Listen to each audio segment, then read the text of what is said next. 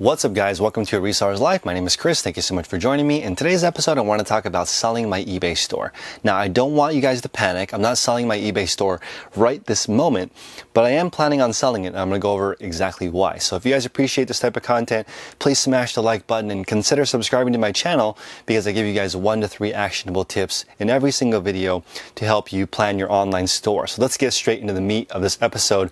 Why am I even thinking about selling my business? Well, as you guys know, I'm recently married and a topic came up, which is what happens if something happens to one of us. So 1, we set up some life insurance, and 2, we set up a meeting with an estate attorney, which I can tell you right now has basically tripled my business. Once I figured out that one day I'm going to die and we have a really finite time together here, I really got my ass in gear, excuse my language, but I realized I really need to do the best I can because I don't have that much time. So the way that really put things into perspective was the estate attorney said, most likely your business will not be passed on to your kid or your spouse. You should actually think about exiting, or at least have an exit strategy in place, because usually it doesn't pass on to the next generation. That's just reality. So that made me think, okay, what is actually for sale here? Okay, what am I actually doing? What is somebody even buying? Is it these shelves? Is it these boxes? I would say that my equipment for all the stuff that I do is probably worth around 25 grand. It's worth, I'm sorry, that's what I paid for. It's worth nowhere near 25 grand pre-owned. I would say the shelves and the cameras and the computers have heavily depreciated, so that's not worth that much. These boxes aren't worth much. The inventory is worth just the actual cash value. So I think that's an industry term, ACV. If you were to auction everything, what would it bring at the auction market? That's obviously a lot less than if you just resold it yourself. Consider it like maybe half of wholesale is what these items are worth just out on the free market. So the actual assets of a resale company, not worth too much money in my opinion. So when people say they want to sell their eBay company and they work in it, I don't think it's actually worth too much. You might disagree with me. Let me know in the comment section what you guys actually think. But this is what I think is valuable in my business. So I do have an inbound system of pre-owned items, and it's sort of the consignment model. So I have people who bring items to me, and that's already set up. So items do come to me at the rate of around 30 to 60 items per day, right in the 200 to 400 item per week, depending on what kind of stuff comes in. And you'll be able to see my store fluctuate. If you guys have followed my public store, Daily Refinement, you'll see that the weeks that 400 new items come in, the sales will kind of spike a little bit, and if it's only 200, it doesn't spike as much. Actually, it kind of stagnates a tiny bit because that's a little bit below maintenance. So it's important to look at what's going into my store if you guys are following it online to see what happens with a model where you sell everything being individual or random, right? So that's one part of my business where I have stuff coming in. So someone could buy the business if they just want to list, photograph, and do all the work part of a resale company. They could just buy my system of stuff coming in, right? Or they could buy both that inbound system and the contractors that I have. That's part of the whole package. They already do the listing and photography part. So even if I don't come to work, there's still 30 to 60 items going into my store every single day.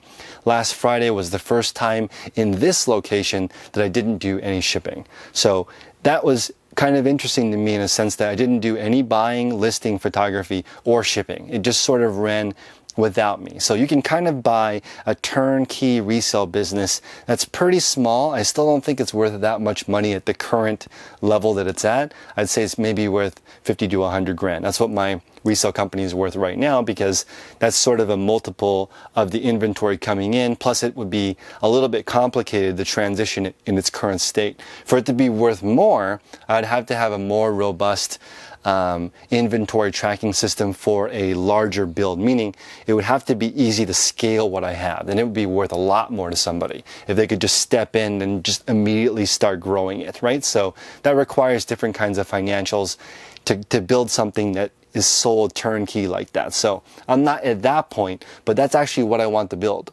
I want to build a system where someone could buy the business and expect the business to actually grow. That's what I'm trying to do. So part of that business is something that I preach in my videos, which is the replenishables, right? So I do have some actual contracts with companies for certain replenishables in my store. So not all of my items are in my one-off public store, which is Daily Refinement if you guys want to look for it on eBay. So not all of my items are there. I have direct contracts with manufacturers that I can throw in to kind of sweeten the deal of this resale company. It's got some replenishables and then a one-off system, right? So that's making it worth a tiny bit more.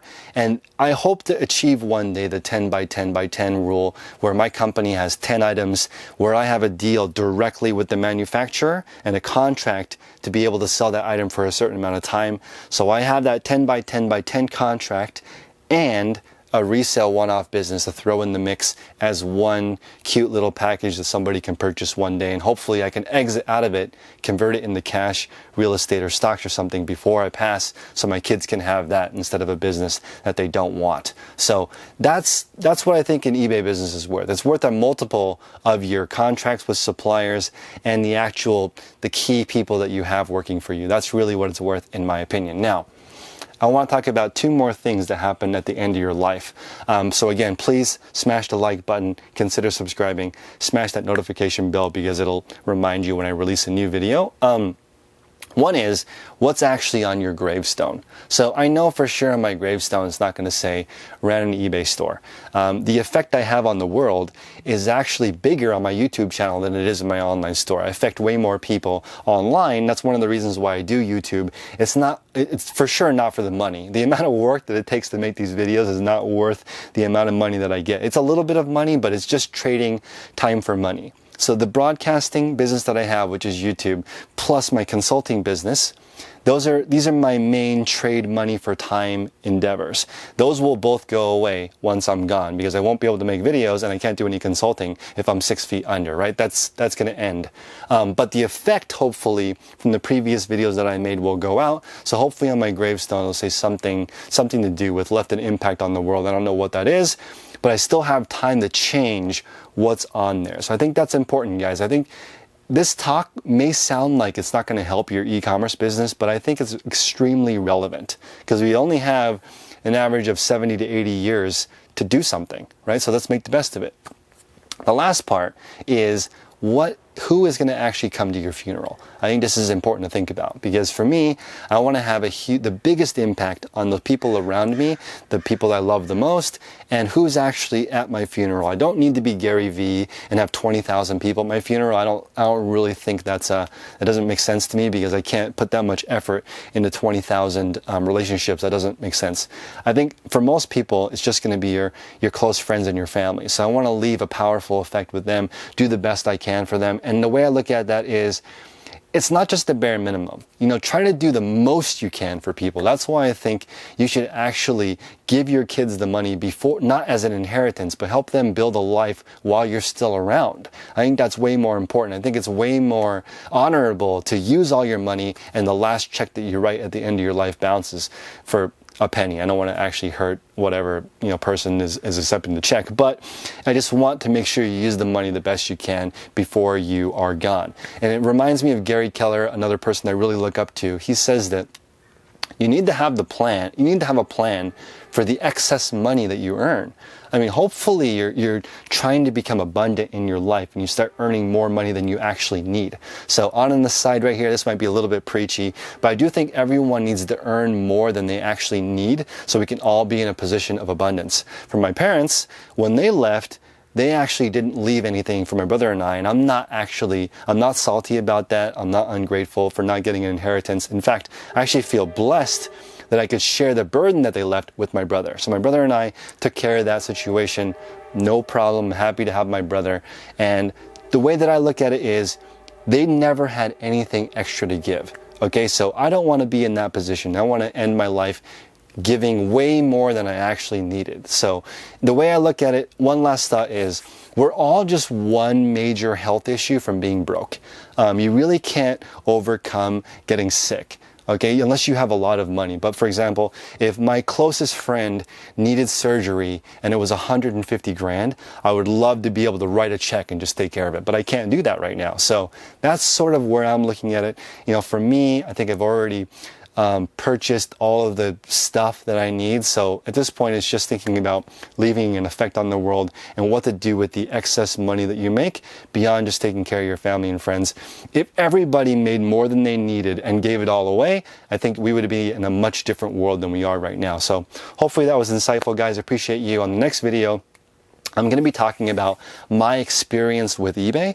I've worked with eBay for many years now, and I want to actually share my experience with them because there's been a lot of negative videos popping up about eBay, and I want to share both sides. I've had some extremely negative experiences with eBay and some extremely positive ones, and I want people to recognize it's not all negative, okay? Like the reason why I have this channel, the reason why I can earn a living, my largest income source is still reselling. It's mainly eBay. So again, I want you guys to realize there's two sides of every coin, and the grass is greener where you water it. Okay, so understand there are negatives to every company that you work for. Okay, if you're so worried about eBay drama, it's the same thing as worrying about workplace drama at a traditional job, right? So just focus on what you can control, and everyone have a wonderful day. Until next time, make progress daily. Hope you guys enjoy my new setup. Peace.